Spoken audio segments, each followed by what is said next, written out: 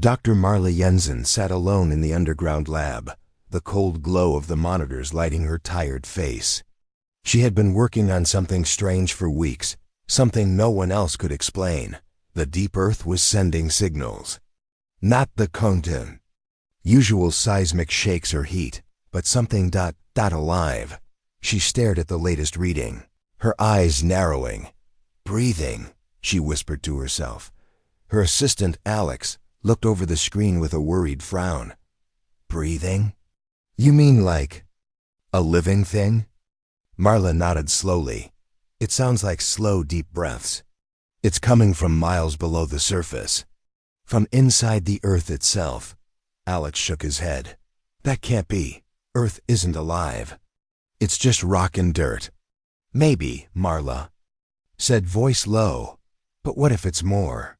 What if the planet is pretending to sleep, but really it's awake? Alex laughed nervously. Pretending? You're reading too many science fiction books. Marla didn't answer. She tapped the keyboard and pulled up a graph. The breathing pattern was steady, slow, but strong.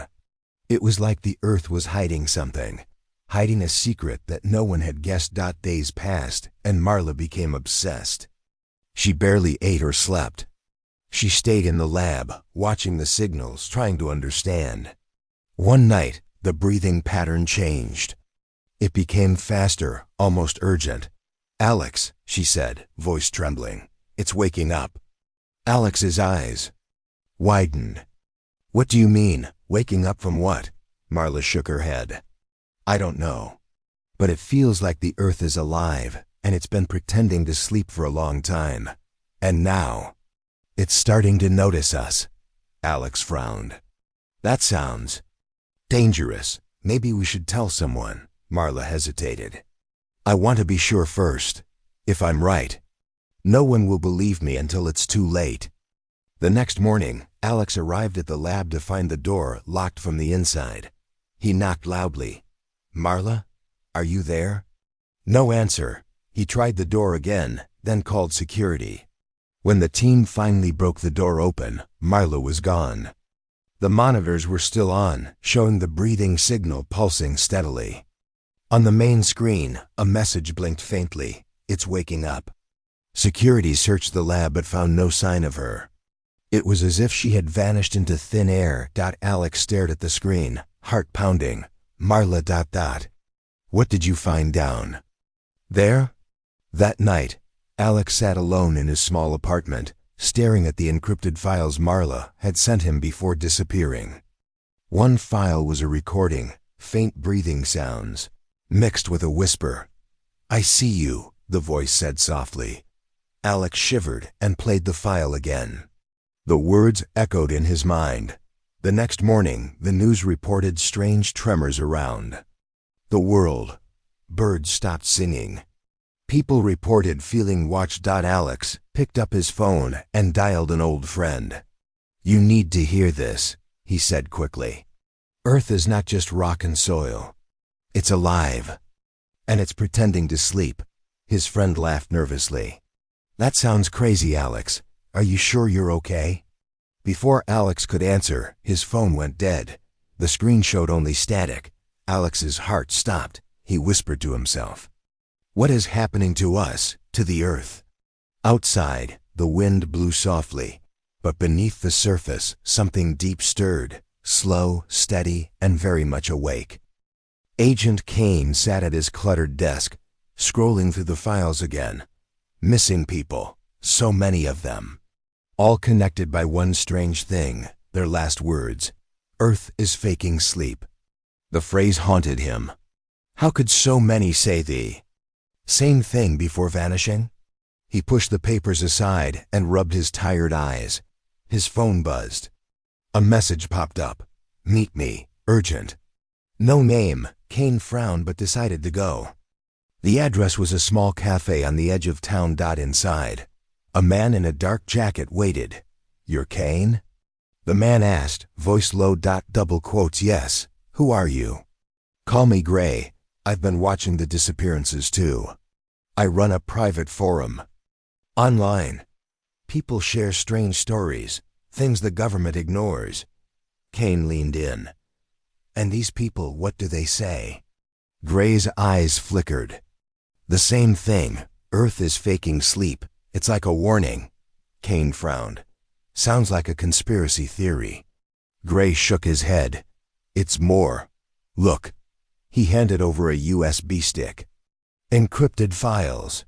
Messages from those who vanished. I think they knew something important. Kane took the stick carefully. Have you tried to decode it? Gray smiled sadly. A little. But some parts ... they don't make sense. Like the files were written in a code that isn't. Just language. It's a warning embedded in the data. Suddenly, the cafe door slammed open. 2 men in suits entered, scanning the room. Gray's face went pale. They're here. Kane grabbed the USB stick. Who are they? Government. They don't want this getting out. Before Kane could say more, the men approached. You two need to come with us, one said sharply. Kane stood. On what charge? No charges, just questions. Come quietly. They walked out into the cold street. Kane's mind raced. Were they protecting the truth or hiding it? Days later, Kane was back in his small apartment. The USB stick lay open on the table. He worked tirelessly, trying to crack the code. Then, late at night, a pattern emerged. The messages were not random. They mapped something, locations, times, even dates. A map flashed on his screen, dotted with points worldwide, places where people had disappeared. His phone rang suddenly. Kane, a voice whispered, they watch everything. Be careful. Drop the phone. The next morning, news reports showed another disappearance. A soldier vanished from a military base. His last radio message, Earth is watching, don't wake her. Kane's heart pounded. What is her? He returned to the forum online, reading desperate messages from others. They spoke of shadows following them, strange noises beneath the ground, and feelings of being watched. Kane felt a cold shiver. This is bigger than I thought. Suddenly, his computer screen flickered. A message appeared. Don't wake her. He stared at the words, his hands trembling. Then silence. Kane realized the truth was coming, and no one was safe. Detective Lena Reyes sat in the dusty archive room, flipping through yellowed files and faded photos. The case had grown strange, even for her. People disappearing, strange messages, warnings whispered in the dark. Then she found it. A folder marked Project Gaia. She opened the file carefully. Inside were old documents, photos of scientists, and reports no one had seen in decades. A name stood out, Dr. Elias Carter, lead scientist of the project. Lena read the first line aloud, mapping the Earth's neural signals.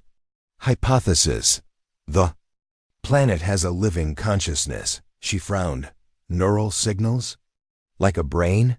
Her partner, Mike, looked over her shoulder. Sounds like they thought Earth was alive, Lena nodded. And they tried to study it.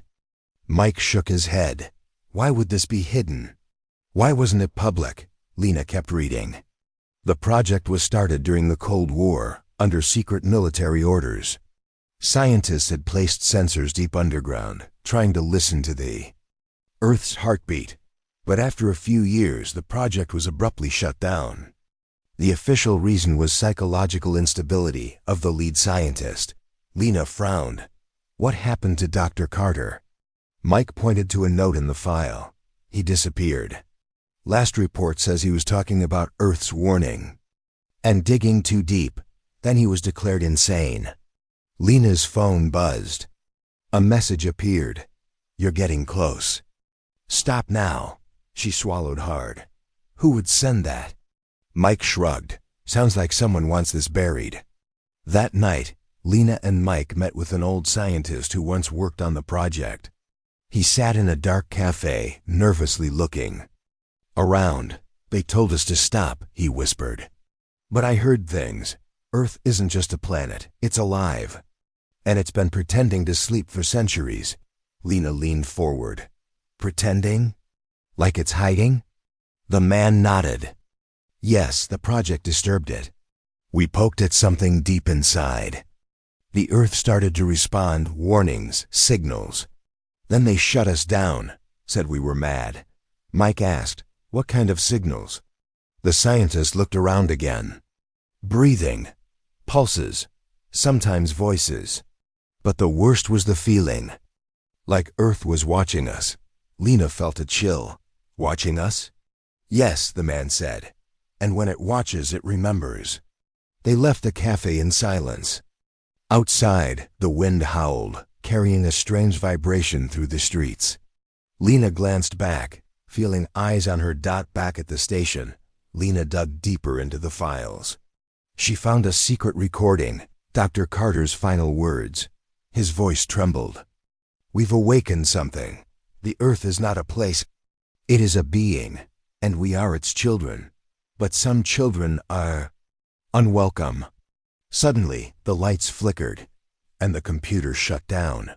Mike whispered, "Did you hear that?" A low rumble came from the ground. Lena looked at Mike. I think the Earth is waking up. The quiet hum of machines filled the underground lab where audio specialist Tara Collins worked late into the night. She had been called in to analyze a strange sound recorded deep beneath the Earth's surface. The signal was unlike anything she had heard before, slow, deep, almost like breathing. But not human. She adjusted the volume and leaned closer to the speakers. A soft, steady rhythm filled the room. Tara frowned, then pressed a button to slow the sound down. The breathing slowed, stretching into a whisper. Suddenly, a voice echoed clearly from the speakers. I see you. Tara jumped back. What was that? Her colleague Mark looked at her in disbelief. Did you hear that? It said, I see you. Tara nodded, still staring at the speakers. Yes, but it's not in English. It sounds like an old language, maybe ancient. Mark rubbed his chin. Why would Earth be sending a message? Tara shook her head. I don't know. But it's not just noise, it's communication. Outside, small earthquakes began to shake the city. People felt the ground tremble beneath their feet.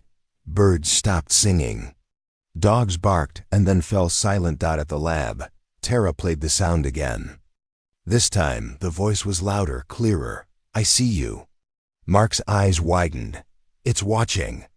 Tara stared at the screen, where the sound waves formed strange patterns. These are not random.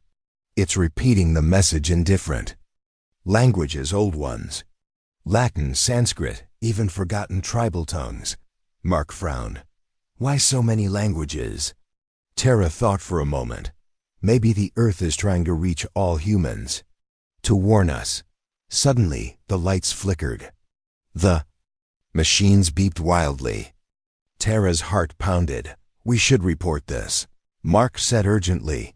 Before Tara could answer, the computer screen flashed a message in bright red letters. Do not wake her. Tara gasped. Who sent that? Mark shook his head. No idea. But it's serious. The next day, news spread of strange animal behavior. Birds flew into windows. Fish washed up on shores. Scientists were baffled. Tara watched a video showing a flock of birds frozen mid-flight, hanging in the air as if time stopped. This is not natural, she muttered. Mark nodded. Something is wrong with the Earth. It's like the planet is alive. And angry. Late at night, Tara received an anonymous email. It contained a recording, the same voice, whispering in ancient tongues. I see you. I remember. Tara's hands shook as she played it again. Mark looked at her. It remembers us? Tara swallowed. Yes, and I think it's counting us. Suddenly, the lab doors slammed shut. The lights went out. In the dark, the breathing grew louder. And the Earth was watching.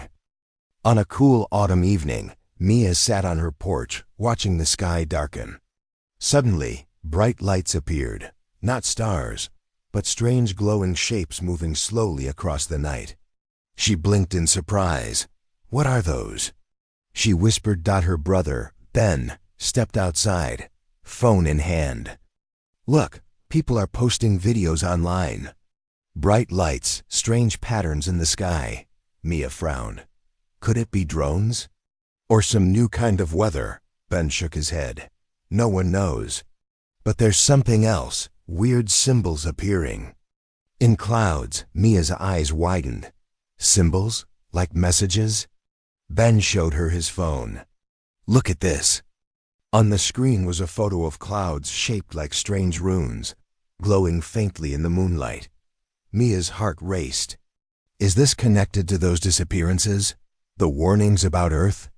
Ben nodded. Some people think the Earth is sending us signs. Like a warning. Suddenly, their phone buzzed with an emergency alert. Seek shelter. Unusual atmospheric activity detected. Mia grabbed Ben's hand. We need to find out what's happening. They switched on the news. The reporter's voice trembled. Scientists are baffled by strange light shows in the sky. Satellites are detecting unknown signals coming from the upper atmosphere. Ben frowned. Signals from above ... and signals from below. What does this mean? Mia's phone rang. It was Tara, the audio specialist from the lab. Mia, listen carefully. The Earth is not just breathing. It's sending messages through. The sky now, warnings. We have to understand them before it's too late, Mia shivered. But why? What does the Earth want? Tara's voice was urgent. It's angry. It's tired of being ignored. We are waking it up, and it doesn't like what it sees. Outside, the sky lit up again, brighter than before. The glowing symbols grew larger, pulsing with light. Ben looked up, voice low. It's trying to tell us something. Mia felt a chill, or maybe it's trying to scare us. Suddenly, a deep rumble shook the ground beneath them. Ben grabbed Mia's arm. We need to warn everyone, Mia nodded. But who will listen? The sky darkened and the glowing symbols vanished, but their warning remained. Earth was awake, watching, and sending messages from the sky. A quiet wind moved through the abandoned halls of the National History Archives. Lena Reyes stepped carefully through the dust, flashlight in hand. She and her partner Mike had followed a trail of clues here, old symbols, warnings and ancient texts, and whispers from forgotten scientists. All of it pointed to one truth. The Earth remembered everything. Are you sure this is the right place? Mike asked, shining his light over cracked stone walls. Lena nodded. This building holds records from before the modern age. If ancient people knew what we're just discovering now, it'll be here. They reached a locked door marked Restricted, Prehistoric Civilizations, Storage. Lena picked the lock and the heavy door creaked open. Inside, wooden shelves, leaned with age, covered in dust. Scrolls, stone tablets, and broken carvings filled the room. It smelled like time had stopped. Mike picked up a large book, its leather cover dry and cracked. This is written in Old Mayan, he whispered. I can't read it, but these drawings, he showed Lena a page. It showed a round figure, the Earth, with one large eye open and humans crawling on its surface. Look, Mike said. This part shows people disappearing. And here, a symbol of silence. Lena traced her finger over the page.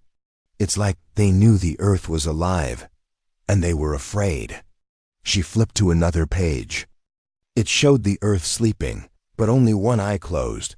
Lena's voice was quiet, pretending to sleep. Mike's eyes widened. The same phrase we keep hearing. Lena found more symbols on stone tablets in the corner. Egyptian, Sumerian, even early Aboriginal markings. All of them shared one common image, the Earth as a living watcher. She read a translation out loud from a faded note beside one of the stones. When the Earth pretends to sleep, she listens, and when she wakes, she counts her children. What does that mean? Mike asked. Uneasy. Lena looked up slowly. I think it means it's watching who remains, who survives, who obeys. Suddenly, her flashlight flickered. A low hum filled the room, like the sound of distant thunder underground. They froze. Mike whispered, "It's here, isn't it?" "Listening?" Lena nodded. "It's always been. But now it remembers." Back at their office, they reviewed the footage and compared it with ancient texts online. A pattern became clear. Civilizations that spoke too much about Earth's true nature, the Mayans, Indus Valley, even early Greeks, vanished suddenly or collapsed without cause. What if Earth erased them? Mike asked, "What if when we get too close to the truth, it removes us?" Lena said nothing, just stared at the screen. The Earth had memory, not just of cities and people, but of thoughts, voices, ideas. Anything that threatened its sleep. That night, Lena received a package. No name, no return address. Inside was a single sheet of paper. In a dozen languages, the same sentence was repeated. "Do not speak of her memory. She is not asleep." As she held the paper, the lights dimmed and the air grew cold. Mike called from another room. "Lena, the ground is shaking." She stepped to the window. Far in the distance, lights flickered in the sky again, and the trees outside leaned, as if something heavy had stirred beneath them. The Earth wasn't just a live dot, it was a wake dot, and it remembered everything. Rain fell gently over the small town of Red Pines. People were afraid to go outside at night. They spoke in whispers now, locking their doors early. Too many had vanished. Too many strange things were happening. No one felt safe. In a quiet hospital room, a young girl named Eva sat on her bed, holding a crayon. She didn't speak often, not since her parents had disappeared 2 weeks earlier. But now she was drawing something on the white wall. A large circle with strange lines and glowing dots. It looked like a map, but not of Earth's surface. A nurse walked in and stopped cold. "Ava," she whispered, "what are you drawing?" Eva didn't look up. She spoke in a soft, calm voice. "The heart." "The heart of what, sweetheart?" "The heart of Earth," Eva said, still drawing. She showed it to me. The nurse stepped back. Her hands trembled. Later that night, Eva disappeared from her hospital bed. No door was opened. No alarms went off. She was simply gone. The only thing left was the map on the wall, glowing faintly in the dark. Detective Lena Reyes was called in. When she saw the wall, she gasped. "This map," she said to Mike. "It's not just art. It matches something we found in the ancient archives. A hidden place, something buried deep." Mike stared at the glowing lines. "Is this where the breathing is coming from?" Lena nodded. "It might be the source. The place where Earth feels." More reports came in. All over the world, children had started drawing the same map. Some woke up from dreams and whispered strange words in forgotten languages. Some stared into the sky, silent for hours. Others vanished like Ava, without a trace. A pattern began to form. These children were different. Calm, aware. As if they knew something no one else did. "They've been chosen," Lena said. "Chosen by Earth. But for what?" Mike looked uneasy. "You think they're being taken?" "Not taken," Lena said quietly. "Called." They followed the clues, the maps, the dreams. All signs led to one location, a remote valley in northern Greenland, where no one lived and no roads led. It was a silent place, untouched by machines or cities. Lena and Mike arrived by helicopter. The pilot refused to go near the valley. "Bad air," he muttered. "Feels heavy." They hiked in, guided by Ava's map. Strange symbols marked the stones. The trees were twisted, as if shaped by something watching from below. Then they heard it, a heartbeat. Slow, deep, like the Earth itself was alive beneath their feet. They found a cave entrance hidden behind thick roots. It pulsed with warmth. Inside, the walls were smooth, not natural, almost like they had grown from something living. Mike whispered, "This isn't a cave. It's part of her." They walked for hours, deeper into the Earth. Then they saw them. The missing children, including Eva, standing in a wide circular chamber. They were silent, eyes closed, glowing softly. Lena stepped forward. Eva? Eva opened her eyes and smiled. She remembers you. Who? Lena asked, her voice shaking. Earth, Eva said. She remembers everyone. She is not angry. She is choosing. Choosing for what? Eva looked up. To begin again. A voice filled the chamber. Not loud, not in words, but in feeling. Calm, deep, and old. It moved through their bones. Lena dropped to her knees, overwhelmed. Mike's voice cracked. It's her. It's the earth. She's alive. The children stepped forward and placed their hands on the stone walls. Lights flowed through the chamber, pulsing with the same rhythm as the earth's heartbeat. Eva whispered, "She's waking up, and she wants to speak." Lena asked, "What happens to the rest of us?" Eva looked sad. Some will listen. Some will vanish. Some will forget. Lena stood, heart pounding. "And what about us?" Eva smiled softly. "You were meant to find her." Outside the cave, the wind changed direction. The skies cleared. The earth grew quiet, not in silence, but in attention. It was listening. It was remembering, and it had chosen who would stay. The air in the cave was thick, almost alive. Lena's heart pounded as she looked around the glowing chamber. The children stood quietly, their faces peaceful but serious. The stone walls pulsed with light, following a slow, steady rhythm, the heartbeat of the earth. Mike whispered, "Can you hear it?" "The earth's heartbeat." Lena nodded. "It's like the whole planet is alive, and it's calling us." Eva stepped forward. "She wants us to understand. She has waited a long time." Suddenly, the ground trembled beneath their feet. The heartbeat grew louder, faster. Lena gripped a rock for support. "What's happening?" Eva's eyes were wide but calm. "She's waking fully now. The earth cannot pretend anymore." A deep voice echoed in Lena's mind. It was not spoken aloud but felt inside her very soul. "I am the heart of all life. I have seen your world rise and fall. I have felt your pain and joy. You have disturbed my sleep, but I do not hate you. I only want balance." Mike swallowed. "Hard. Balance? What does that mean?" The voice answered without words, like a breeze moving through the cave. Lena felt it as a message in her heart. The earth needed rest, but also life to continue. Eva said softly, "She will choose who can stay and who must go." Not out of anger, but to protect herself. Lena's throat tightened. "What about the people we love? Our families?" Eva looked sad but firm. "Some will vanish, but those who listen will be part of the new beginning. The heartbeat will guide us." The light in the cave brightened suddenly, and Lena saw shapes in the walls, faces, memories of people long gone and new ones appearing. The earth held the memories of all life, both past and present. Mike asked quietly, "Can we change her mind? Can we ask for mercy?" Eva smiled gently. "She listens to hearts, not words. If you truly care for her, she will hear you." Lena closed her eyes and placed her hand on the wall, feeling the warmth flow through her. She whispered, "We are sorry for waking you so roughly. We will try to live in balance."